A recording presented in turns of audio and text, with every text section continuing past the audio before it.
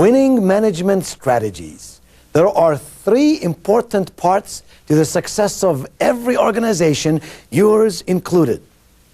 First, the product and services. Second, the process, the way that you do what you do, the way you make your products, the way you market your services. And thirdly, the one that we're going to talk about the most today, the person, the people involved with you in your business. In this session, we'll discuss 4 important strategies managers can use to receive maximum performance from their people. Here's the first one. This may surprise you, but I tell you, this is the truth. When you speak about human behavior, this is absolutely accurate. Number 1, you and I do what we do to gain pleasure or to avoid pain. Everything that you do in your life, you do because you want to gain pleasure or you want to avoid pain. For example, I love to eat a lot of chocolate. And I travel all over the world and I buy chocolates from all over the world. And I eat them. Now, I don't eat a little piece. I eat 2 bars, 3, 4, 5, 6. It takes me about 5 or 6 nice chocolate bars to know I am eating chocolate, for example. And I want you to know, and I enjoy that so much. I get a lot of pleasure.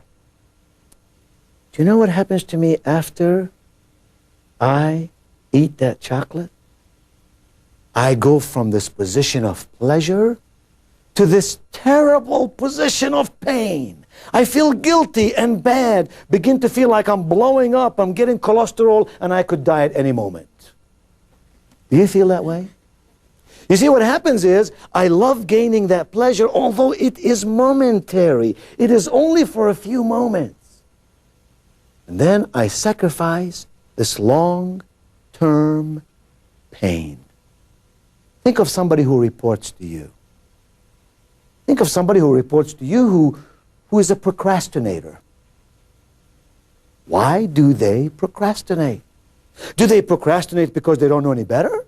Do they procrastinate because they're lazy? Do they procrastinate because they're afraid of something? Yeah, maybe. They procrastinate because they want to avoid the pain of rejection or the pain of feeling like they failed. And so they go through life day in, day out, month in, month out, for some people even year in, year out, procrastinating. And the manager, you look at this individual and you're astonished why a mature human being would behave in this way. If only you knew that what it would take to change this human being's behavior is to induce a lot of pleasure or to induce a lot of pain. It's simple. You and I and all the people with whom you and I work do what they do to either gain pleasure or to avoid pain. And if you want somebody on your staff to change their behavior, you must ask yourself this question: how can I tell them that by getting the new behavior, they could gain a lot of pleasure? Or, conversely, if they do not change this behavior, they will receive a lot of pain. In 25 years or so, working with thousands of people all over the world, I've come to find out that your behavior and my behavior is dependent on 3 basic stages. I'd like to show you what they are. If you would look at this chart and notice the 3 colors in this triangle, you will notice there is a black block, a yellow block, and a blue block. If the blue one were to represent our behavior, what it is that you and I do every day, then the real question becomes, what leads us to this behavior?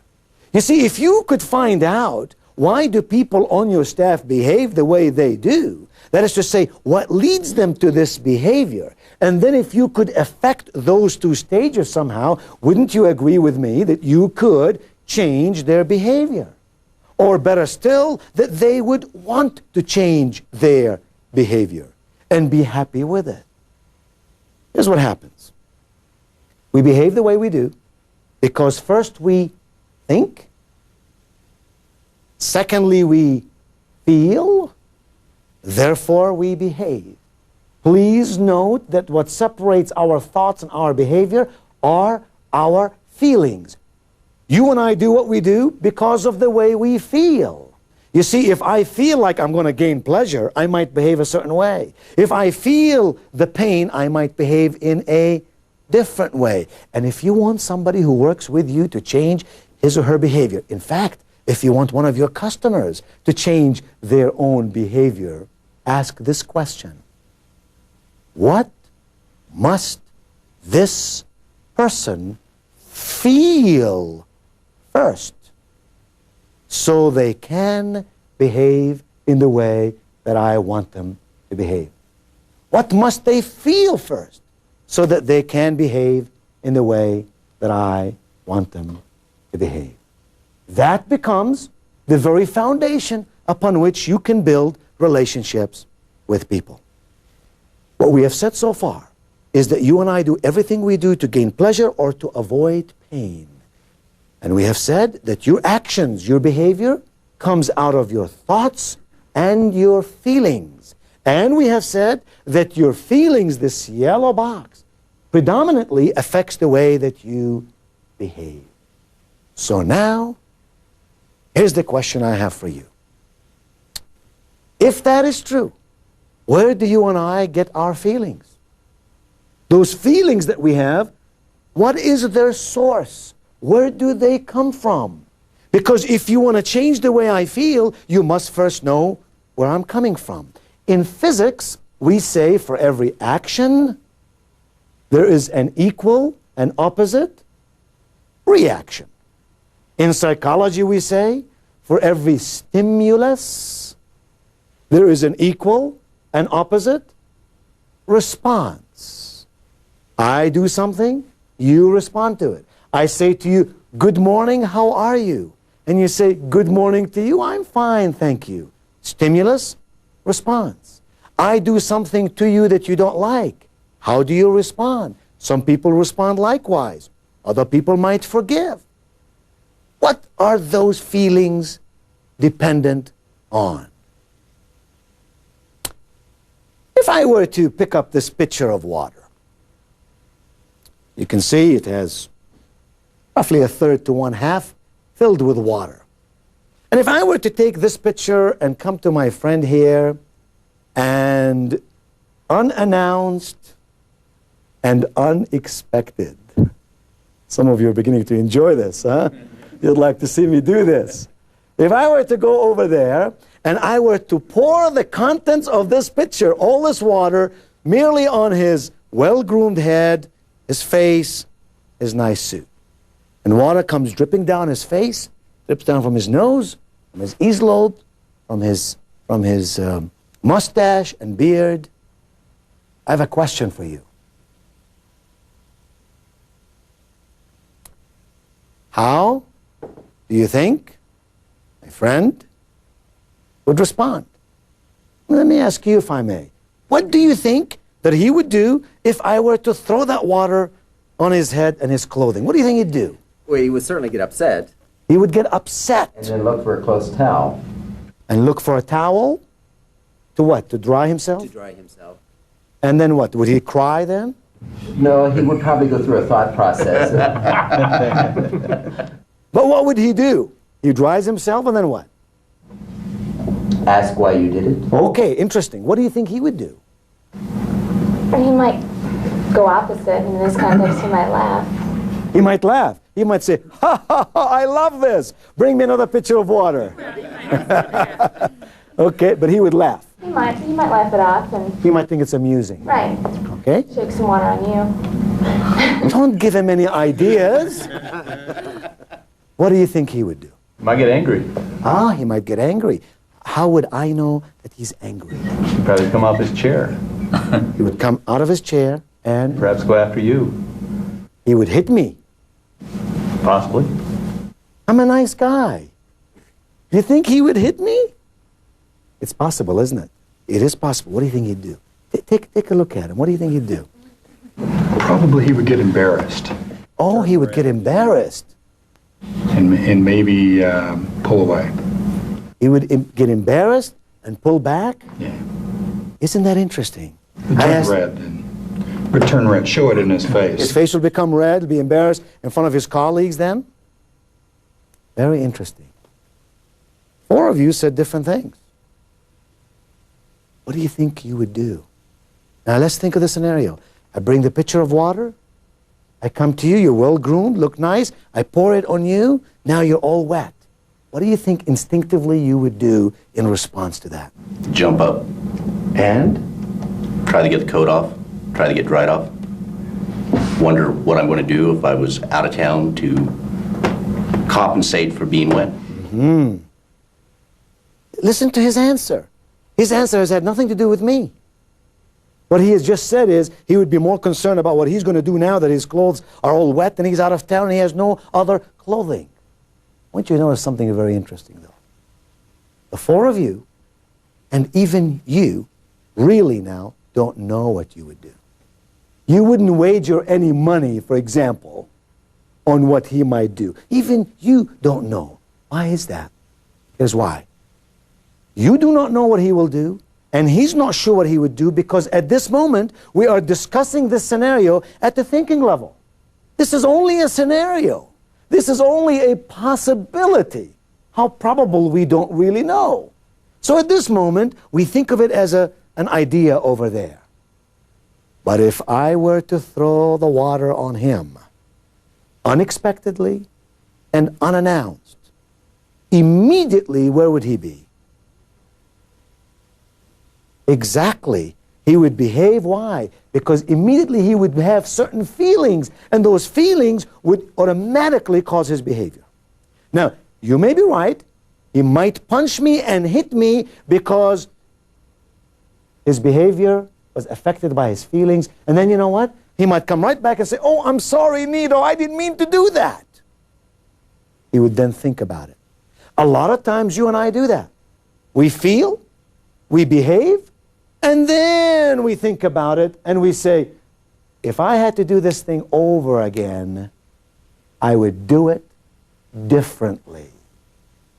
Which means, now that I've thought about it, I believe I will go about this problem from a different perspective. Now, the truth of the matter is, when you were a little boy, if when you came home, let's say one day, and you had blood on your cheek, and your father said to you, "What is the matter, son? You have blood on your cheek." And if you were to say, "Well, Dad, at school there was a little kid, he threw me down on the ground, I hit the gravel, and my cheek was cut, and the blood came out." If his dad had said to him, "Let me tell you, son, the world is filled with people like that. The next time somebody does that to you, you grab them up and you hit their head against the wall so they will never again do that to you." If that is the kind of feedback and input that this man has gotten in his life, chances are his behavior would be to hit me. If, on the other hand, his father said to him, "Oh, son, life is filled with people like that. The next time somebody hits you, you simply get up, you dust your clothes off, and you go on your merry way, because you see, son, life is filled with people who will attempt to make your behavior like their behavior. Rise above the crowd. Use your brain. Act in a responsible manner." That's the kind of feedback that you've had in your life, the chances of him hitting me are not good at all.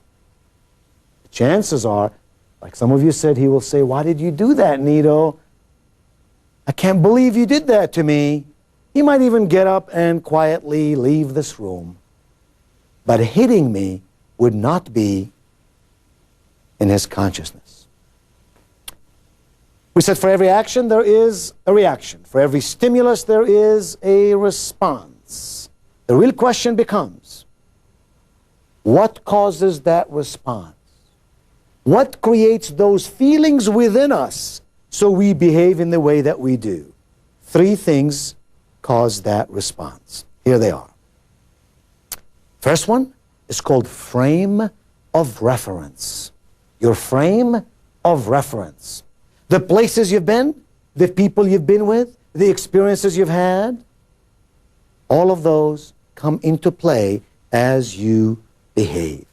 So for example, your father telling you what to do is in your frame of reference. If your frame of reference is a certain way, you tend to behave that way. Now what that means for you and for me as managers is that sometimes we have the responsibility to change our behavior even though our frame of reference dictates otherwise. As the world about us changes, so must we grow and become better. So first, your frame of reference, your past experiences. Second, your personality traits. Your personality traits. Certain people are very aggressive. They're very temperamental. Others are laid back and quiet and calm, and that affects to a great measure the way that they will behave. And thirdly, our perception, how we perceive circumstances. For example, if he had perceived that the reason I picked up that water and poured it on him was to embarrass him in front of all of you, he might respond one way. On the other hand, if he had perceived that my only purpose, my only motive was to pick up this water and throw it on him only to illustrate a point, even though we would all agree that's not a good illustration, he would forgive me. He would say, oh, Nido, come on, get with it, learn some good things in life, but he would feel no malice towards me. Are we together on that? Our feelings then, our feelings which cause our behavior come from our frame of reference, our personality traits, and our perception of how things are and how they affect us in life. The first management strategy then is that we all do what we do to gain pleasure or to avoid pain. Once we understand that, we can get people to change their behavior by changing their feelings, and we give them new ideas so that they can become better at what they do. There's a second basic strategy that all of us as managers must understand and use effectively with consistency, and that is there is a marked difference between persuasion and information. Somehow, my friends, we have gotten the feeling in this world that all we have to do to give people, to get people to change is to give them more information. If only I can give you more information, you can become better. And the truth is we have information coming at us from all angles, and most people don't know what to do with it. What do you do with all this raw data? Somehow excellent managers have learned to take this body of information and build a bridge slowly and gently to their people to persuade them, to get them to behave in a certain way. I'd like to give you 3 questions. If you answer those 3 questions every time you work with somebody, your persuasion powers will excel. The first one is this: what do I want them to do? What do I want this person to do? If I had my way, what is it that they would do? The second question: how must they feel? How must they feel to do what I want them to do? The third question: what must they know? So they can feel this way, so they can behave in the way I want them to behave. We're right back to think, feel, behave. The truth is, a lot of us try to communicate with others without first, in very clear terms, saying to ourselves, what is it I want this human being to do? Specifically and clearly, what do I want them to do? And then how must they feel to do that? And what must they know first so they can feel this way, so they can do that? Here's an example. You go to a doctor. Let's say you have a sore throat and you go to a doctor. And And you sit in the waiting room for the doctor for a long time, although you're a very busy and important person. And finally, the nurse comes in and calls you into the doctor's office, and you go down this well-lit corridor to an examination room. And the nurse says the doctor will be here momentarily. Momentarily means you could wait another 20 minutes or 30 minutes. And tell me something, is that room ever over 20 degrees? I mean, you sort of come in with a cold and you walk out with pneumonia, don't you? And so now 20 minutes outside, 20 minutes inside, finally the doctor comes in and says, "What's the matter?" And you say, "My throat hurts." And the doctor writes a little prescription so you can take it to a pharmacist, a chemist, a drugstore, or you can buy the medicine. And you could never read what the doctor wrote, right? You cannot read what he wrote. They just never learned how to write properly. The truth is they know exactly how to write. You know what that prescription says? That's a secret message from the doctor to the druggist. And you know what it says? "I got my money, now you get your money." Now the doctor spends about 2 or 3 minutes with you, and then the doctor leaves. And as the doctor is leaving, you look at the doctor, and what do you say? "Thank you. Thank you for having me wait 20 minutes outside and 20 minutes inside. Thank you for taking my money." Isn't that crazy? Shouldn't the doctor be thanking us? Aren't we the customers? Why do we thank the doctor? Because there is a very powerful principle at work. And the principle is that when I went to that doctor, I was very persuaded that that doctor is going to take my pain away. And remember what I said at the top of this program? You and I will do more to avoid pain. And when the doctor takes my pain away, give him my money, give him my time, I'll wait whatever amount of time it takes. We must learn to communicate effectively with our people so that they can be persuaded that the ideas that we give them will work for them in their lives and will help them to achieve the things that they want to achieve in their life.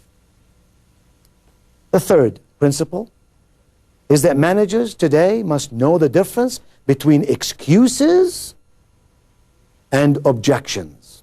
When you ask someone to do something for you, maybe it's a project to be done, maybe you invite their ideas and participation.